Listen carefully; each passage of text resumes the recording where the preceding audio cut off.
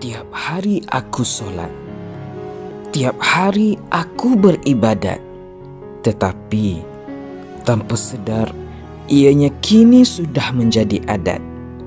Tanpa sedar ianya kini sekadar rutin semata. Tiada lagi rasa dalam solat, tiada lagi rasa dalam ibadat. Ya Allah, tunjukkan aku jalan supaya aku mampu beribadah dan tunduk kepadamu dengan sepenuh hati dan jiwaku. Kita sedang menjadi hamba kepada yang lain. Assalamualaikum warahmatullahi wabarakatuh. Alhamdulillahi rabbil alamin. Assalatu wassalamu ala ashrafil anbiya'i wal mursalin wa ala alihi wa sahbihi ajma'in. Subhanak, Maha sucimu ya Allah. La ilma lana, tidak ada pada kami ini sebarang ilmu illa ma 'allamtana, melainkan sekadar apa yang engkau ajarkan kepada kami. Innaka antal alimul hakim, sesungguhnya engkaulah Tuhan yang maha layak memiliki segala ilmu pengetahuan dan maha bijaksana. Allahumma salli ala sayyidina Muhammad wa ala alihi wa sahbihi ajma'in, amma ba'd. Apa khabar semua tuan-tuan dan puan-puan yang dikasihi oleh Allah Subhanahu Wa Taala? Alhamdulillah, syukur bertemu lagi kita pada siri yang ke-12 untuk membincangkan surah Al-Fatihah, dan kita berada pada ayat firman Allah Subhanahu Wa Taala, a'udzu billahi minasyaitonir rajim. Iyyaka na'budu wa iyyaka nasta'in.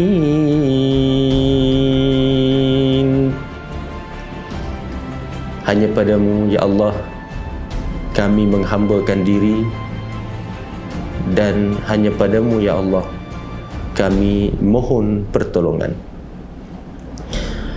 Sahabat-sahabat, tuan-tuan dan puan-puan yang dikasihi oleh Allah Subhanahu Wa Taala, dalam kehidupan kita sebagai orang yang beriman, sentiasa kita sedar bahawa kita terikat dengan amalan-amalan ibadah. Setiap hari kita tahu kita ada kewajipan untuk solat, kita ada kewajipan untuk berpuasa di bulan Ramadan, kita ada kewajipan untuk berzakat, kita ada kewajipan untuk menunaikan haji dan sebagainya. Alhamdulillah, jika kita sedar ini adalah satu tanggungjawab pada diri kita, maka syukur itu tandanya Allah Subhanahu Wa Taala memberikan rahmat dan kasih sayang kepada kita, mengikat hati kita dengan iman, mengikat hati kita dengan perasaan bahawa kita ini ada tanggungjawab. Namun apabila setiap hari kita melakukan rutin yang sama, kan? Bila kita solat, setiap hari kita bangun pagi, kita tahu kita kena solat. Kita waktu zuhur bila dengar azan, kita tahu kita kena solat. Akhirnya bila rutin ini sentiasa berlangsung, dan lama-kelamaan mungkin ada ruang-ruang yang kita terleka untuk memahami dan menilai apa makna dari solat kita tadi. Sehingga kan ada sebilangan orang yang solat mereka ini mereka anggap sebagai rutin yang mereka perlu buat, dan akhirnya mereka larut dalam rutin tersebut tanpa mereka faham kenapa mereka solat. Mereka tahu mereka kena solat, tetapi mereka kurang faham kenapa mereka solat, yang akhirnya solat mereka tidak mampu merubah diri mereka menjadi hamba yang baik. Sebab itu kita takut kita menjadi orang yang banyak beribadat tetapi kita tidak meningkat. Kita jadi orang ahli ibadah, abid, tetapi kita tidak jadi ibad, hamba. Kita takut kita menjadi, sekali lagi saya ulang, kita takut kita ni menjadi abid, pengibadat, tanpa kita sedar kita ini seorang ibad ataupun hamba kepada Allah Subhanahu Wa Taala. Maka rutin tadi telah merubah daripada hakikat ibadat yang sebenar menjadi adat semata-mata, dia bukan lagi berfungsi sebagai ibadah. Maka sebab itu Allah Subhanahu wa taala membawa kita, selepas Allah Subhanahu wa taala memperkenalkan dirinya pada ayat-ayat yang sebelum ini dalam surah Al-Fatihah, Allah perkenalkan siapa Allah. Allah ini penuh dengan sifat kamalat, iaitu Allah penguasa seluruh alam. Kita dah diberitahu oleh Allah, dimaklumkan oleh Allah, Allah memperkenalkan sifat kamalatnya, sifat kamalat. Kemudian Allah juga perkenalkan sifat, maafkan saya, sifat kamalat ini maknanya sifat kesempurnaan Allah, kesempurnaan Allah. Kemudian Allah perkenalkan sifat jamalat. Jamalat iaitu keindahan, kebaikan, kerahmatan Allah Subhanahu wa taala. Kita pun dah lalui indahnya, baiknya Allah dengan Rahman, Rahimnya dan sebagainya.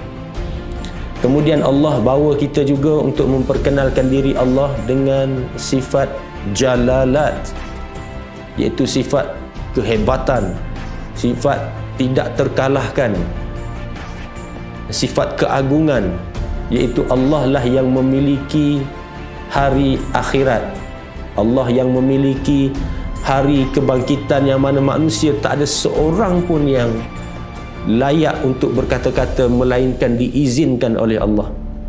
Tidak ada seorang pun yang boleh buat satu dakwaan, argumen dan sebagainya melainkan semua tunduk, terduduk di hadapan Allah.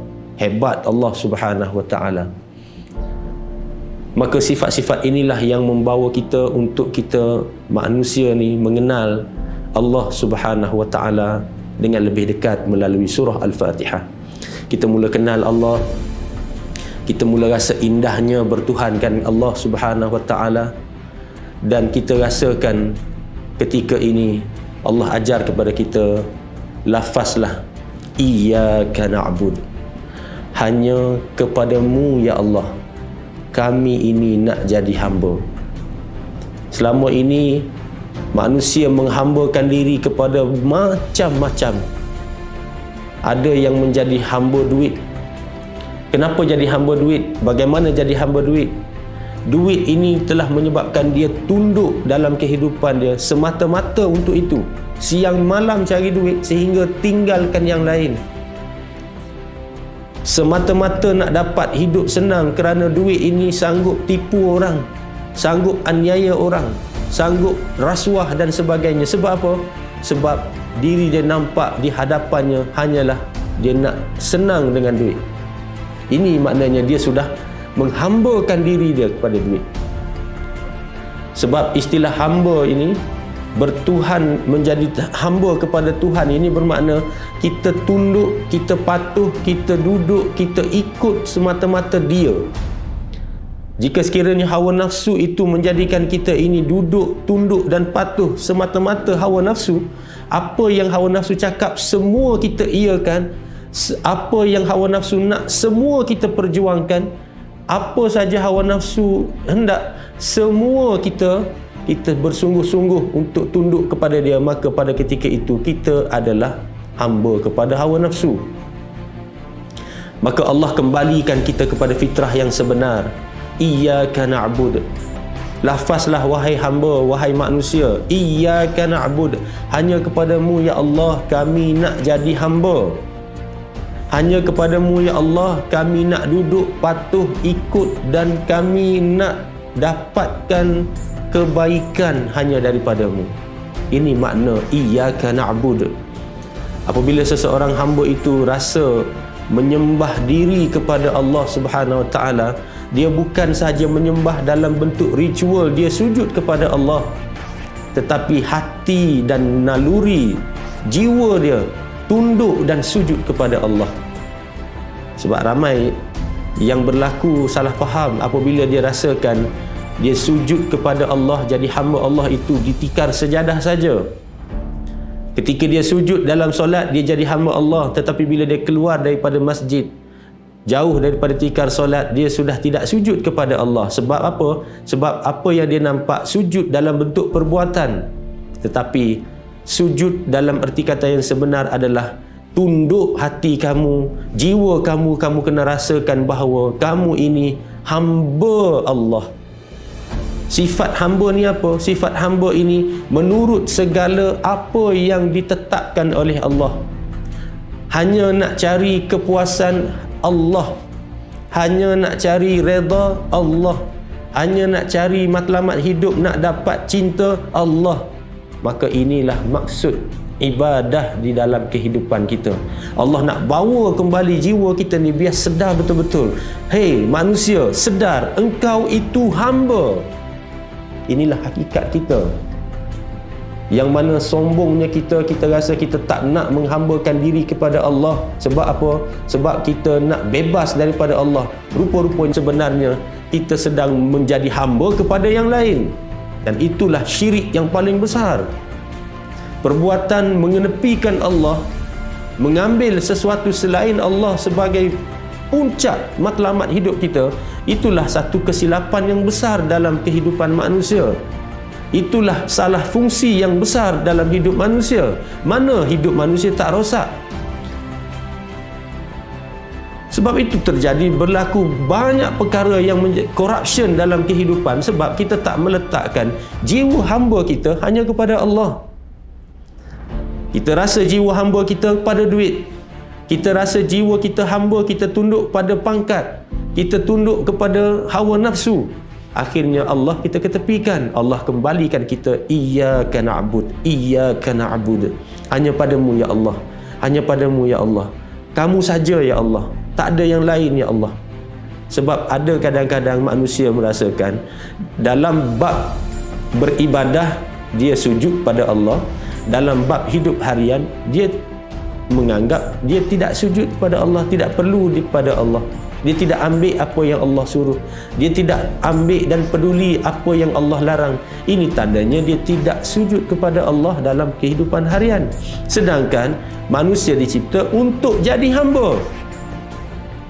Allah tidak ciptakan manusia dan jin ini melainkan betul-betul faham kamu ini kena jadi hamba.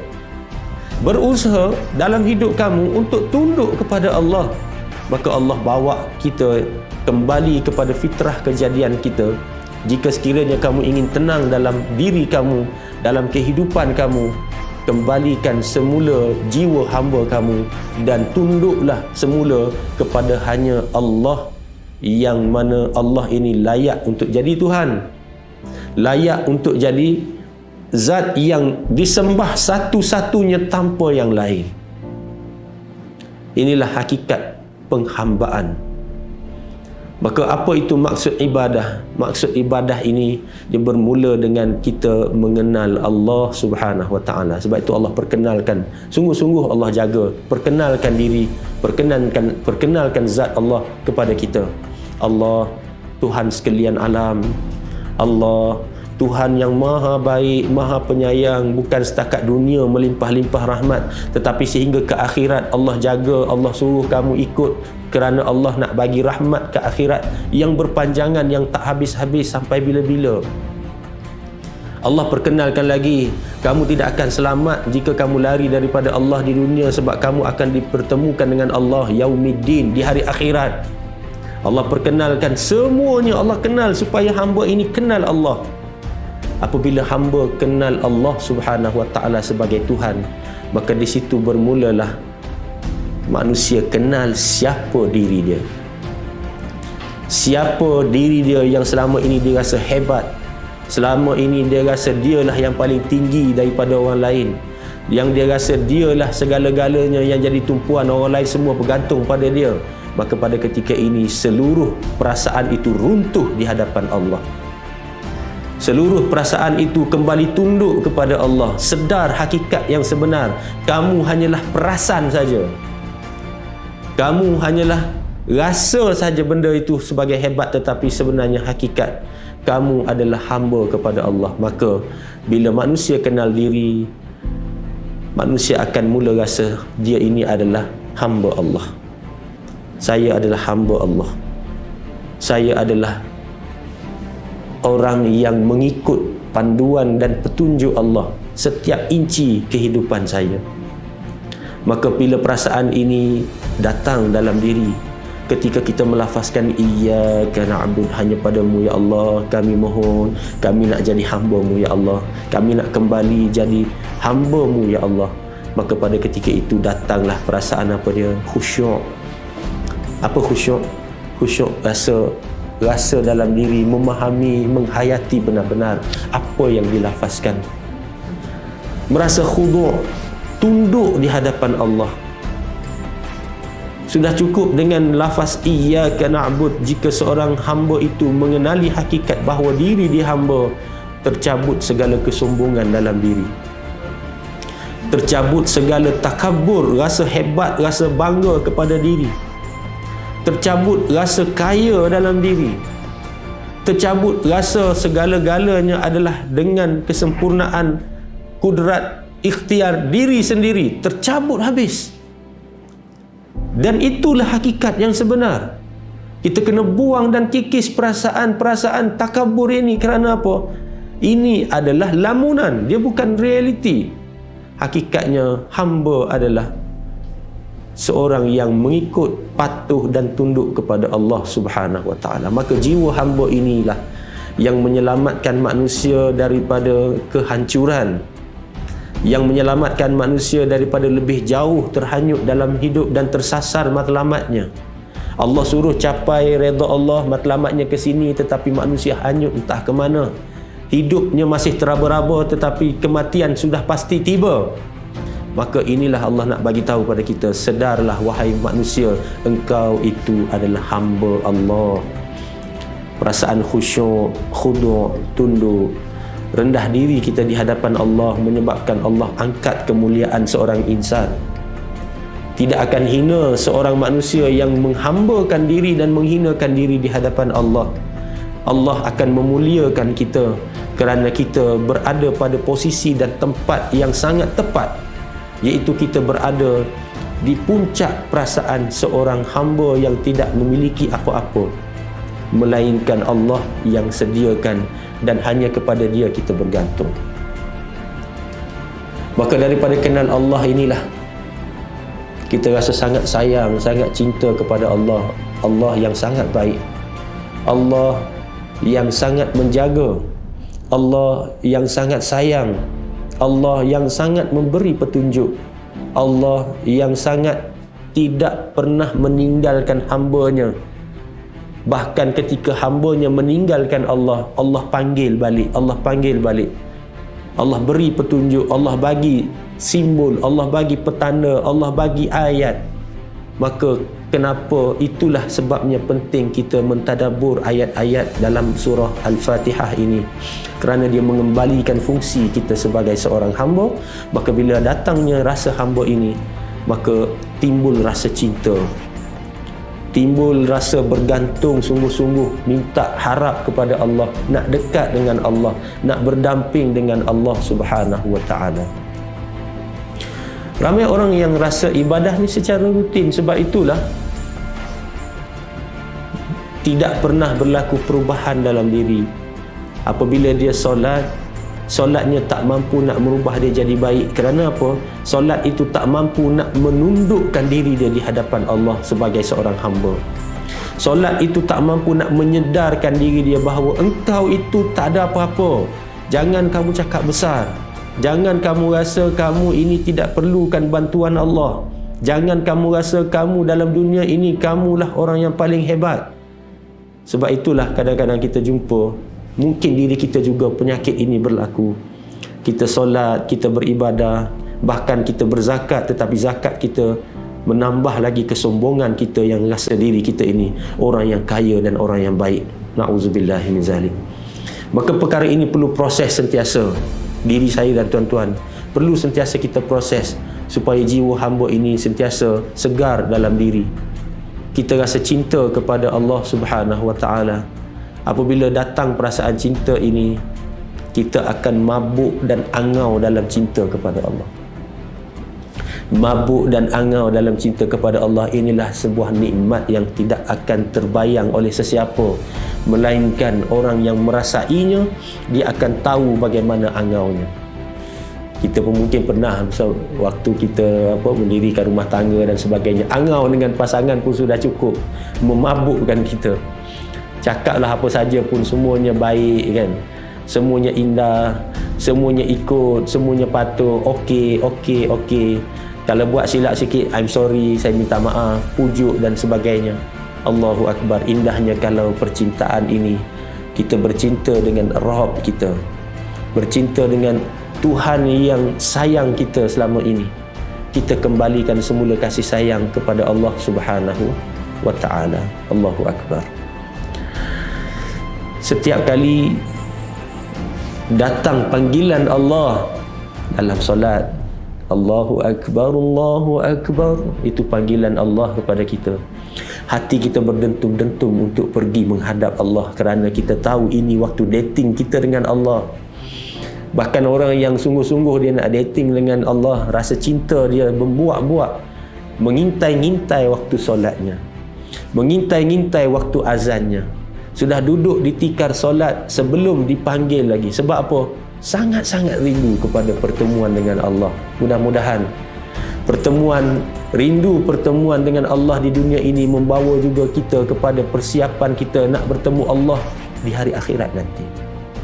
Inilah satu tanda cinta Allah apabila Allah ajar kita sebut iyyaka na'bud, jaga, sebut kamu ini hanya milik Allah, kamu hanya tunduk kepada Allah, kamu hanya beribadah kepada Allah, ibadah yang berhubung, ibadah yang sedang mekar dengan cinta, bukan sekadar ibadah yang merasakan saya bertanggungjawab untuk menyembah Allah, tetapi mesti merasakan saya sungguh-sungguh merasakan perlu saya tunduk dan sembah Allah. Bila solat bukan sekadar saya rasa I have to pray, tetapi merasakan dalam diri I need to pray, I need to pray. Rasa sungguh-sungguh perlu kepada Allah. Buat ibadah bukan sebab semata-mata kerana Allah suruh saya buat, tetapi kerana saya cinta pada Allah saya buat. Allahu Akbar. Mekarnya, indahnya cinta hamba-hamba Allah yang mendambakan cinta Allah dan rahmat Allah Subhanahu wa ta'ala. Iyyaka na'bud. Maka apabila kita ikat hidup kita kepada Allah, mindsetting kita bukan berpusat kepada keduniaan, bukan berpusat kepada redha manusia, suka manusia, restu manusia semata-mata, bukan semata-mata melihat pada restu bos kita semata-mata, tetapi yang mengatasinya adalah Allah Subhanahu wa ta'ala. Allah sentrik. Segala amalan hidup rutin kita ini terikat dengan apa dia? Dengan cinta Allah, terikat dengan indahnya nak menyampaikan sesuatu hadiah kepada Allah. Kita nak present pada Allah, bukan present pada manusia. Kalaulah sekali kita katakan contoh kita makan nasi lemak ke atau sebagainya, macam saya contohnya, mungkin saya baru lepas makan nak masuk ke rakaman ini, saya akan tengok cermin supaya apa? Oh, muka saya tak ada apa kesan-kesan makan tadi, mungkin dekat gigi ataupun celah-celah gigi tak nampak kesan cili. Malu kita nak jumpa manusia kalau ada kecacatan. Adakah kita tak malu penuh hati kita dengan kecacatan depan Allah? Kita tak cermin hati kita. Sebab itu bila kita nak bertemu dengan kekasih kita, yakni Allah, cermin hati kita, bersihkan hati kita daripada syirik, bersihkan hati kita daripada kufur, bersihkan diri kita daripada sombong, bersihkan diri kita daripada segala sifat yang Allah benci. Itu tanda hamba ini sedang mengintai-ngintai cinta Allah Subhanahu wa ta'ala. Maka ibadahnya berhubung dengan Allah. Ibadahnya bukan sekadar rutin di tikar sejadah, tetapi ibadahnya adalah merupakan hubungan antara dunia dan langit. Ibadahnya berhubung antara hidup dan kehidupan. Allahu Akbar. Indah kehidupan seorang mukmin kerana dia ada Tuhan yang benar, iaitu Allah Subhanahu wa ta'ala. Maka kemuncaknya apabila hamba ini benar-benar berfungsi sebagai hamba dan mencintai Allah, cinta dan angaunya menyebabkan dia berpaling daripada segala yang lain selain Allah. Dia sudah tidak heran kita kata dengan apa sahaja yang datang, tidak mampu lagi nak menggoda dia, nak menjerumuskan dia, nak melalaikan dia daripada ingat Allah. Allahu Akbar. Maka hidup kita ini akan terjaga apabila setiap inci kehidupan kita ikat hubungan kita dengan Allah Subhanahu Wa Taala. Ini saya pesan benar-benar pada diri saya dan juga tuan-tuan sidang pendengar sekalian. Mudah-mudahan Allah beri kepada kita kekuatan untuk merasai jiwa hamba ini. Apabila kemuncak dia berpaling daripada yang lain selain daripada Allah, maka tujuan dan matlamatnya kembali align dengan matlamat sebenar hidup dia, iaitu dia nak menuju dan mencari redha Allah. Allah redha kepada dia mudah-mudahan. Dengan asbab dia bersungguh-sungguh ini, Allah akan tunjukkan kepada dia jalan yang sebenar. Sebab ini janji Allah dalam Quran, siapa yang bersungguh-sungguh untuk mencari jalan kami akan tunjukkan kepadanya jalan-jalannya. Walladzina jahadu fina, dan orang-orang yang bersungguh-sungguh bermujahadah lawan hawa nafsu dia semata-mata nak cari Allah, nak cari redha Allah, nak cari berkat, nak cari rahmat, lanahdiyannahum subulana, pasti dan pasti kami akan tunjuk padanya, kerana Allah Maha Pemurah dan Maha Penyayang. Allahu Akbar. Maka jadi manusia ini sebenarnya apa makna jadi manusia? Kita nak meletakkan makna sebenar manusia ini apa? Makna kepada manusia ini adalah hamba Allah, itu sebenarnya. Iyyaka na'budu, hamba manusia, kamu sebagai manusia yang hidup dengan kaki, tangan, mata, pendengaran, penglihatan, lidah, akal fikiran, hati, ini semua yang membentuk jasad kamu, yang ditiupkan roh dalam diri kamu ini. Siapa kamu ini? Hamba. Maka apabila kita jadi hamba, manusia perlu, sekali lagi saya sebutkan, perlu cinta kepada Allah, perlu tunduk kepada Allah. Iyyaka na'bud, hanya semata-mata untuk Allah Subhanahu Wa Taala. Maka jiwa hamba ini perlu kita hidupkan sentiasa, rasakan jiwa kita hamba. Kemudian rasa juga dalam diri betapa kita ni nak kembali kepada Allah. Maka kita rasa malu dalam persiapan kita yang belum cukup. Kita minta benar-benar, ya Allah, kembalikan semula hakikat hidup saya ini adalah untuk saya sembahkan diri saya. Saya tunjukkan apa yang saya buat kepadamu, ya Allah. Saya persembahkan apa yang saya buat ini kepadamu, ya Allah. Saya nak Engkau lihat saja, ya Allah. Engkau saja yang lihat, ya Allah. Engkau saja yang nilai, ya Allah. Engkau saja yang redha. Cukup bagi saya, tak yang lain, bukan yang lain. Dan juga kita rasa set minda kita ini tertumpu hanya untuk meraih apa yang Allah suka dalam hidup. Saya kahwin, saya nak Allah suka dalam perkahwinan saya. Saya kerja, saya nak Allah suka dalam kerja saya. Saya bisnes, saya nak Allah suka dalam bisnes saya. Apa yang menyebabkan Allah suka dalam bisnes saya akan cuba sedaya upaya untuk buat dan persembahkan kepada Allah. Allahu Akbar, indahnya. Maka untuk terjemahkan rasa syukur ini, tuan-tuan, marilah sama-sama. Yang pertama, hadirkan jiwa kita, khususnya ketika mana kita berada di dalam solat. Lahirkan jiwa hamba yang sebenar. Bagaimana cara nak lahirkan jiwa hamba ini? Tak lain tak bukan hanyalah dengan menimba ilmu, menambahkan pengetahuan, kenal Allah lebih mendalam. Dalam masa sama, fahami, hayati makna solat. Kena belajar ini.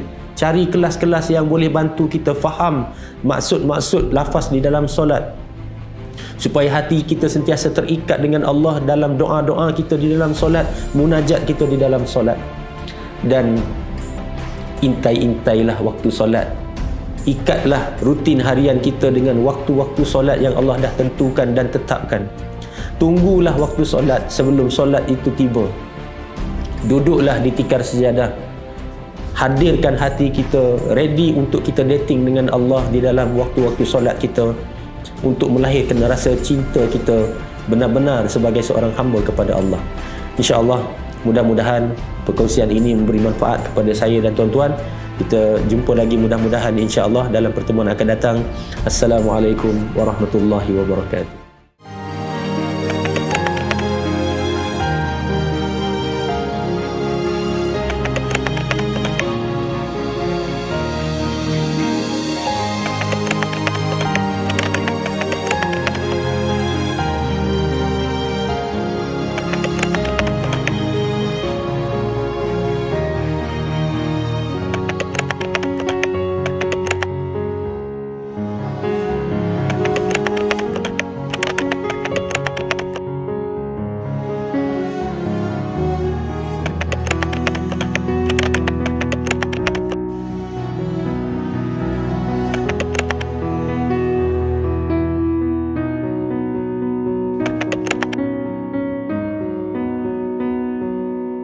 Alhamdulillah, tuan-tuan dan puan yang saya kasih sekalian, berjumpa kita dalam sesi 8 kali ini. Kenapa masih ingkar? Dalam ayat ini Ar-Rahmanur Rahim, Allah memperkenalkan sifat Ar-Rahman kepada kita. Dan dalam ayat ini sahabat-sahabat, betapa besarnya segala-gala yang Allah berikan pada kita selama ini, banyak sangat kebaikan. Tapi sifat manusia ini, benda yang tak ada, kita masih meminta. Kita meminta-minta nak benda yang kita tak ada. Tetapi benda yang dah kita ada, kita jarang bersyukur dan sentiasa rasa tak cukup. Kita tak malu membuat maksiat pada Allah, kita tak malu nak minta dengan Allah lagi. Sebab apa? Sebab kita ini tidak pernah sedar betapa banyaknya nikmat yang Allah dah bagikan pada kita selama ini. Anggota badan kita, segala nikmat yang kita dapat dalam kehidupan pada hari ini, semuanya Allah berikan kepada kita. Tapi tuan-tuan, apa yang Allah mahu kita belajar daripada ayat ini? Apa yang Allah mahu kita lakukan daripada ayat ini? Allah mahu kita sedar bahawa besarnya, bersangatannya rahmat Allah pada kita. Kenapa kita masih ingkar? Kenapa bersangatan laginya ingkar manusia kepada Allah? Jadi mulai hari ini sahabat-sahabat, apa yang kita mahu praktiskan dan perlu praktiskan daripada ayat ini ialah kita perlu sedar dan percaya bahawa dalam kehidupan kita, nama Ar-Rahman itu perlu kita hayati dan fahami, terutamanya selepas solat kita. Jadi selepas ini, setiap kali solat ataupun setiap kali berdoa, banyakkan menyebut nama Ar-Rahman dalam doa-doa kita. Supaya, kerana apa? Kerana banyaknya rahmat Allah, banyaknya kasih sayang Allah ini, kenapa kita masih ingkar? Wallahu a'lam.